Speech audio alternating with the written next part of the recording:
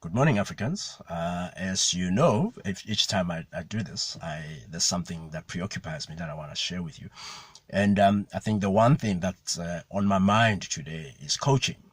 I usually don't talk about coaching because I do coaching rather than talk about it. But sometimes people want me to teach and share some tips about it. So I thought because I had a really amazing experience yesterday with some of the young African leaders from Nigeria, from Zimbabwe, and other parts of the continent, I thought I should actually share a little bit of the dominant thoughts as a reflection.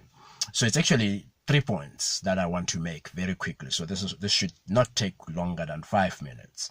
Um, the first thing or the critical thing I want to really make about this is the flexibility of the coach.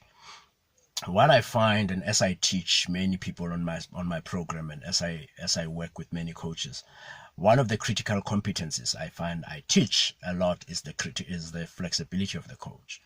And it's so critical because when you're a coach, you're essentially working with people. But before we talk about flexibility, we need to address the other 2 points so that I can connect the dots very quickly. First of all, we need to talk about what coaching is, because when you understand what it is, it makes a lot more sense, the flexibility piece. And we need to talk about what the outcomes of coaching are, because then it makes sense then to talk about the flexibility of the coach. So when we talk about coaching, I know many people go into a whole academic definition of what it is and what it is all about. That's great. That's work. However, I think the most important really basic conversation about coaching is you are essentially helping people to get to the outcome they want, that they possibly would not have gotten to if you were not there. So people don't need you as a coach, but it helps because you accelerate delivery, you accelerate outcome. It's not therapy, it's not consulting, it's not training, it's just hanging around or taking along someone and helping them to effectively achieve the results they want. So that's really important, the results piece. So when you understand that, the outcomes of coaching is action. It's not thought, it's not reflection, it's acting differently, doing something different, thinking differently so that you can make different decisions. So it's a process, but at the end of the day, if the people are not acting differently, then you're probably not doing what you need to do.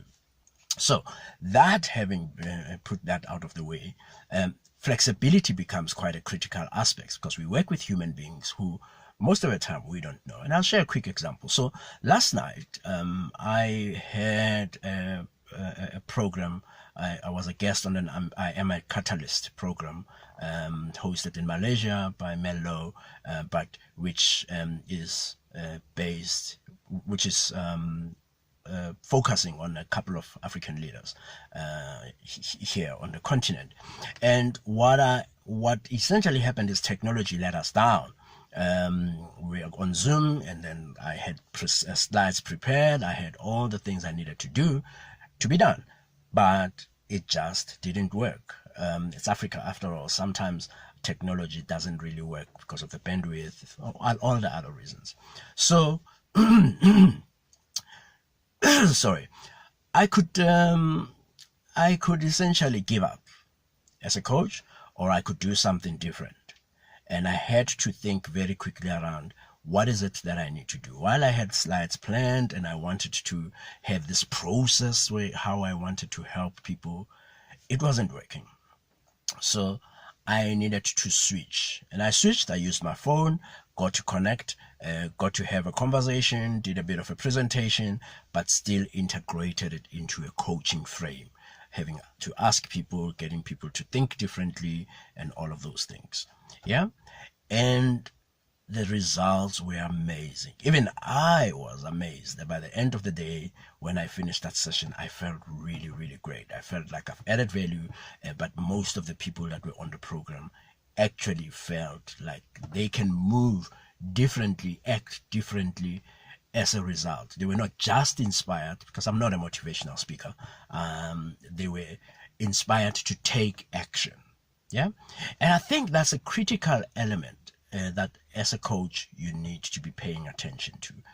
Otherwise, all the talk about the psychology and all of those things, the process and the phenomenology and all the nice theories, I know all of them because I teach the program, and you should actually attend one of my programs.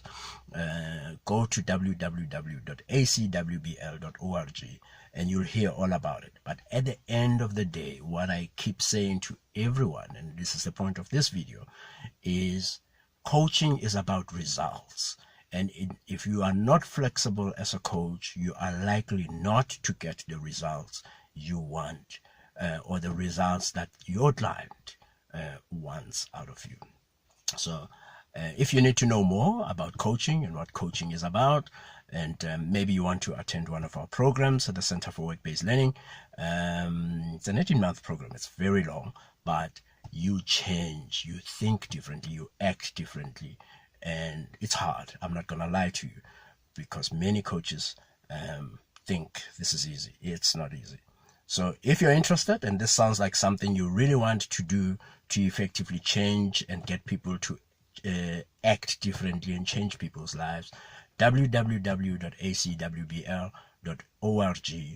and just hit us up and connect. And then otherwise, if you just want to talk to me, Facebook, Mongezisima Kalima, on Twitter, MC_MAK, and Mongezisima Kalima on LinkedIn, and on all social media. In fact, just Google my name, you will find me everywhere. Yeah, cool. I think I'm done. It's more than 5 minutes. It's all going to 7 minutes, but I'm hoping it added value. Have a great day and talk to you again soon.